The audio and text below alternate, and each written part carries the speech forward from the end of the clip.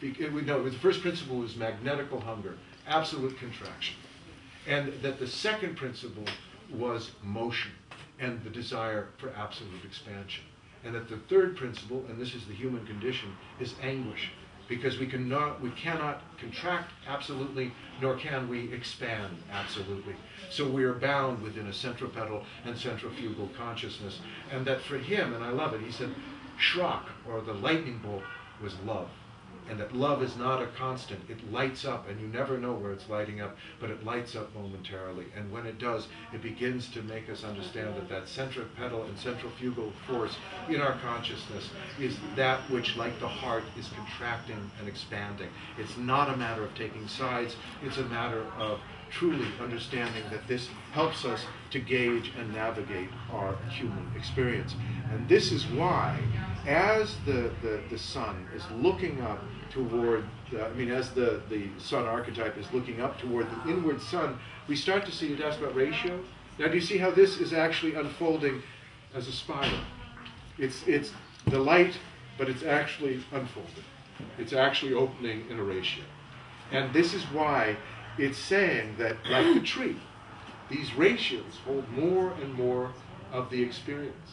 And when it reaches a critical mass and the experience is held, notice how this also creates a vase. It creates a womb. And it also creates that which, from the fire of mind is rising to the inner fire, and the fire of the inward sun is pouring forth as the sweet nectar of eternal knowing. And this is then blending with the fires of mind. It's not dictating, you must do this. It is informing. It is heating up. It is creating a quality wherein this duality of vision can be both within the world and able to embrace as a chalice the qualities and conditions of the greater sun of our being. And this is why the true sun of our being, if you think about it, we look out at the sun in time. This is why the Gnostics had a great symbol, Abraxas. And Abraxas was the calendrical year. And every day of that year was a unique manifestation of Abraxas, but that his entity was only known when we stood back and saw the entire wheel. We understood that it was no one day, it was no one time, but actually it was a great circle, a great wheel of interconnectedness, and that the true Abraxas, the true inner sun in this regard, is so vast, so great, that it covers enormous spectrums from our perspective of time, millions, billions of years. So where in that time spectrum is the real sun? Well, the real sun would say, I am the constant light within all time and all being. So when your reflected self in time, living a short span of years, looks out to the sun, realize I am the physical manifestation of these inner principles. And yes, I illumine, I radiate, and I warm, and if you are not careful, I will set things ablaze. And if I am misused, I can destroy worlds. How will you use me? These are very important questions to ask of the outward sun, and therefore, of course, we have the outward sun in the relationship to God and these questions. But what this is getting us at is that once we pull our attention into the realization that that sun in time cannot hold the knowledge, it can hold the knowledge, but can only represent one shimmering face of that knowledge, and therefore we move into our own inward knowing. And this is why the sun illumines through the path of the moon, because she says that every cell, every quality is likened to a unique life, a unique time. Does the sun not shine in any time, or does it decide not to shine on one cell or another? No, it shines in all things, in all being.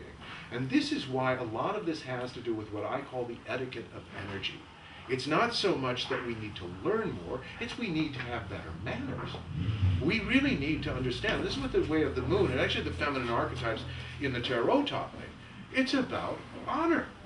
It's not about figuring it out. It's not about demonstrative this or that. It's really about honoring and saying, I find the mystery of myself, that which I don't know, far more compelling than what I do know.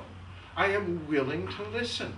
I am willing once again to be an attentive lover. I am not interested in being an overlording father or tyrant with ideas. I'm not interested in telling the ancient qualities of consciousness what they are or where they are or how evolved we are as we human beings have finally figured out the latest, most progressive model of who and what we are. This is saying, and I really do, I feel like it's like God's looking at the human species in a little shoebox.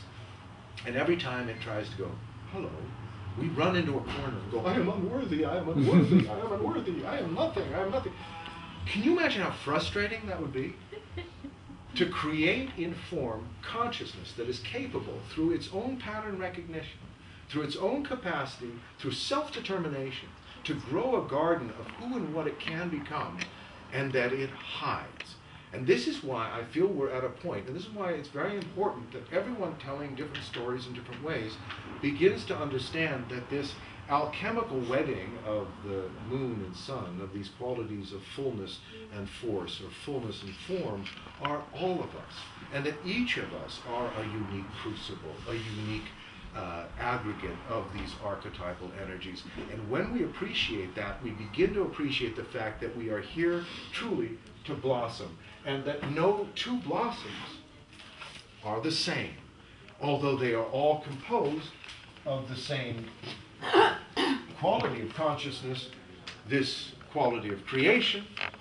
And what this tells us, and this is very important because this really does, and you'll have to look closely at the DNA, that is truly about the moon and the sun, about the alchemical wedding of opposites, because what is so fascinating, of course, is it says, no, everyone is full, everyone is whole, everyone is holy. And when we understand that, then both male and female form realize that they hold the mother and the father within them. They are not two, they are one. This is our brain. We have two sides of the brain, but one brain. And the thing is, people would say, well, it's the left, it's the feminine, it's the right, it's the masculine. It's yes and yes, it's both. And now, as maturing psyches, we have to hold this yes and yes. It's not one over the other. And when we do, we become the corpus callosum. We become the upright father, as I like to say, and the upright mother. That which stands together, strength and strength, and holds the capacity not to have to choose. Not to have to say, oh, I am this, or oh, I am that, but to say, no, I am the hub of a wheel. Around me turns an enormous quality we call life. I don't know what that is really. Within me pulses this blood. I don't really know what this is either. And when I get right down to it, I realize I really don't know much about any of this mystery. But if we get the tools that allow us to navigate ourselves, to ask questions, to fundamentally realize that we're more like sailors on a beach with a boat. We don't know what we're going to find in the ocean. We don't know where we're going. But we take that adventure, and we've done this for millions of years now. And that's why we have to, I truly believe, begin to see ourselves in the role of far more heroic entities and far more beautiful entities that are here to blossom, to cease fighting over the geometries of consciousness. Those stories are done. It doesn't matter if you're a Christian, a Buddhist, a Hindu, an atheist. You're a human being. And it doesn't matter what you believe in. Ultimately, it matters whether you're here to blossom or whether you're here to wither and die. And to me, the great tools that have manifested themselves, again, not through an act of conceit, but through a willingness to creatively engage, have taken me on an adventure that I am elated to be able to share with you, because in this adventure, these qualities of consciousness have not been an invention of mine, not something that I said, oh, I'm so smart now, I'm going to tell you all what this really means. Is actually, it's not. It's more like like Newton said, I feel like a child on the beach picking up stones and remarking on them. And what I realize from my work is that we have not been taught to pay attention. We've been taught to remain distracted and to find ideas that are short and pithy, or ways of thinking that only require memory. And this will keep us forever outside of the wheel of the arcana. It will keep us outside of the instrumentation of consciousness.